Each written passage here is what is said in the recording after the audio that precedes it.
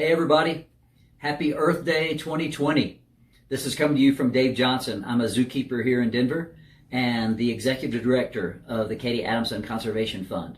We're celebrating Earth Day by reading my first kids book to you, The Elephants of Denver. I've written 3 books, and this one is probably my most special because it's about Mimi and Dolly, 2 elephants that I worked with here in Denver. Mimi was at our zoo for 51 years.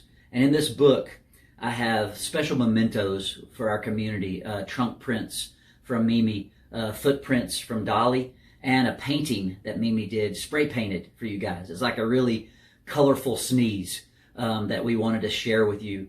I'm going to read the book to you. It's for all of our April babies. April is our elephant totem month in the Zodiac Kids.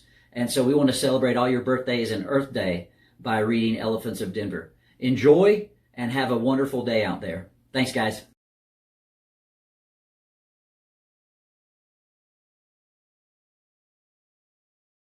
The Elephants of Denver by Dave Johnson.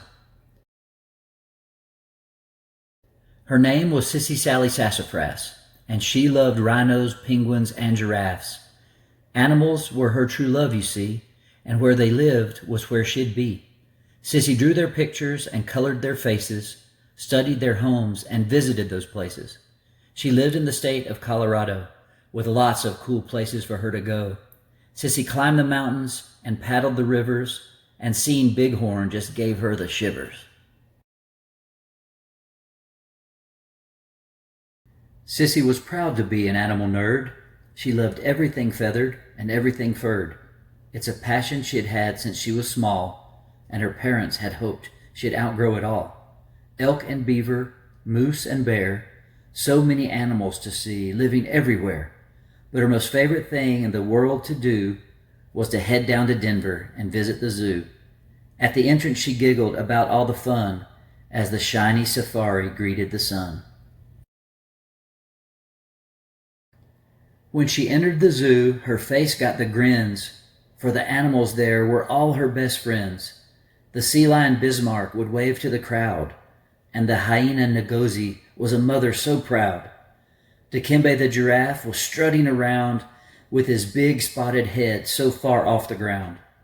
An orangutan mohawk on Nias's head looked just like Sissy when she gets out of bed. Mimi and Dolly were getting their elephant bath, while the big hippo Bert always made her laugh.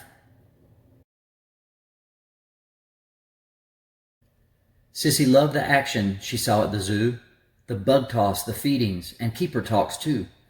Pachyderms was always the best place to be, so much going on for a young kid to see. The rhino Mashindi showed off his behaviors. He'd target and sit for his favorite flavors. The hippos were bobbing for apples that day, and the people all laughed at their yucky tail spray. Then on to the yard where the elephants linger, and Mr. Dave showed off their different trunk fingers. Dolly and Mimi are the elephants there now, both of them females, so they are called cows. Dolly is younger, with a trunk that is skinny. She has smaller ears and freckles aplenty. She loves getting treats for behavior she's done, but if she sticks to her diet, she is under 4 tons. Back in the 80s, Dolly came to the zoo to give rides on her back and have babies too. But the elephant rides there have come to an end, and Dolly liked the bull onyx, but only as friends. Dolly is dainty as far as elephants go, while Mimi is massive. Her size steals the show. She has a large head and a big old trunk too. At 10,000 pounds, she could still lose a few. Mimi loves peanut butter and whole watermelon, and playing in the mud wallow gets her a smellin'. She likes to play catch with the keepers sometimes, and to dust herself off with anything she can find. Mimi's been in Denver since the young age of 2, and at peacocks she often likes to throw poo. Then one day at the zoo, Sissy made a distinction, as Mr. Dave was speaking of animal extinction. Mimi was painting that day in her stall, creating a masterpiece to be sold in the fall. The money was going toward conservation, to help with wild elephant preservation. At that moment she knew that this wasn't a game. and her life from then on would not be the same. Sissy wanted to help in any way that she could to make sure that the whole world understood. There are very few elephants left in the world. This made an impression on one little girl. So Sissy recycled like the elephants do. She taught all her family how to recycle too. A lemonade stand was a big summer smash to help Sissy raise serious elephant cash. Yet she wanted to involve all the kids at her school, so pennies for packies was the fundraising tool. Students brought in all their spare change from home to help build the elephants a new place to roam.